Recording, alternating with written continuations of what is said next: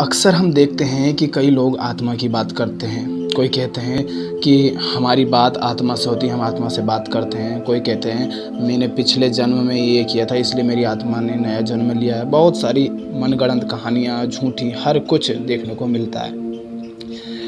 बुद्ध के बारे में एक कहानी है, तो वो मैं आपको बताता हूँ जिससे शायद आपको थोड़ा समझ आए कि आत्मा के बारे में वहाँ पर क्या कहा गया है।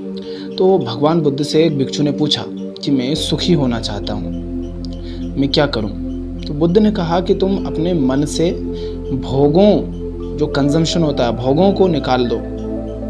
भोगों का लगाव तुम्हें सुखी होने नहीं देगा।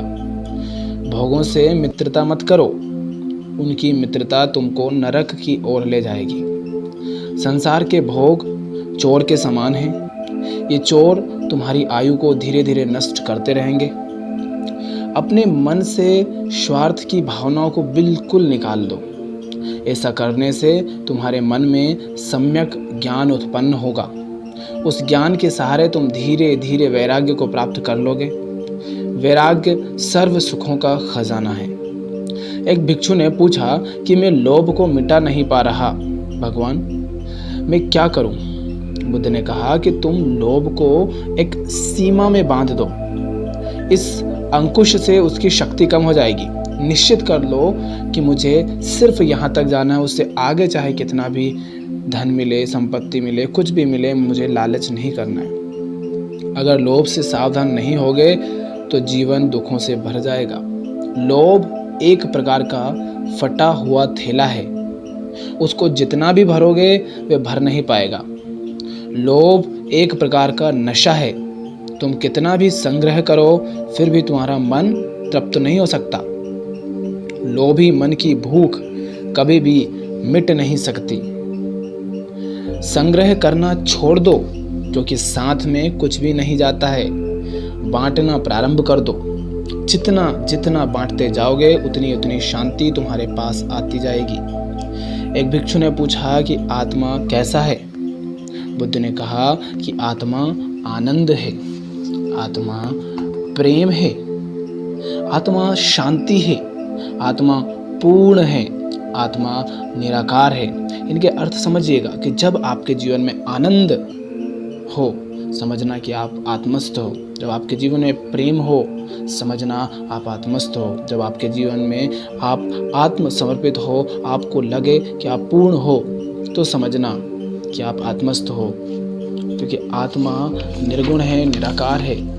आत्मा सर्वव्यापक है। आत्मा तीनों कालों में नित्य है। वो पहले भी थी, आज भी और आगे भी रहेगा। आत्मा अजर अमर है। आत्मा अद्वितीय है। आत्मा पुरातन है, अर्थात पुराने से भी पुराना होते हुए नए से भी नया है। आत्मा स्त्री, पुरुष और पशु पक्षी आदि सब जीवों में समाया हुआ है। वह सबको चेतन और सबका साक्षी है। सबका चेतन और सबका साक्षी है। आत्मा सबका दृष्टा है। आत्मा सब जीवों में विद्यमान है। वह सब जीवों का जन्म और मृत्यु भी देखता है। शरीर का बचपन, यौवन और बुढ़ापा भी देखता है। आत्मा स्वयं प्रकाश है, उसको किसी अन्य प्रकाश की जरूरत नहीं है। आत्मा निरंजन है, जिसमें नाम मात्र का भी मेल नहीं है। आत्मा विकारों से रहित है। आत्मा अविनाशी है और वह जन्म मरण से रहित है। अर्थात आत्मा का ना कोई जन्म होता है, ना कोई मृत्यु होती है। यही श्रीमद् भगवद गीता में भी कहा गया है कि वो आदि है, अनंत है, निर्गुण है, निराकार है। ना उसका जन्म है, ना उसकी मृत्यु है। वह शाश्वत है, अर्थात सदा है। आत्मा ना तो किसी को मारता है और ना ही किसी के द्वारा मारा जाता है। आत्मा को शस्त्र नहीं काट सकते, इसको आग नहीं जला सकती, इसको पानी नहीं डुबो सकता और वायु नहीं सुखा सकता। आत्मा सनातन है, अर्थात वह सदा रहने वाला अनादि है। आत्मा तटस्थ है। आत्मा पूर्ण है और तृप्त है। आत्मा परम पवित्र है। आत्मा को इंद्रियां, मन और बुद्धि नहीं जान सकते, इसलिए वह अव्यक्त है, अर्थात उसको व्यक्त नहीं किया जा सकता। आत्मा तो इन सबसे दूर है, इसलिए वह अचिंत्य है, उसका चिंतन भी नहीं किया जा सकता। आत्मा आश्चर्यमय है क्योंकि उसको कोई विरला ही जान पाता है। आत्मा का अनुभव करना सबसे बड़ा कार्य है। आत्मा अवध्य है, उसका वध नहीं किया जा सकता क्योंकि उसका कभी भी किसी भी साधन से कोई भी नाश नहीं कर सकता।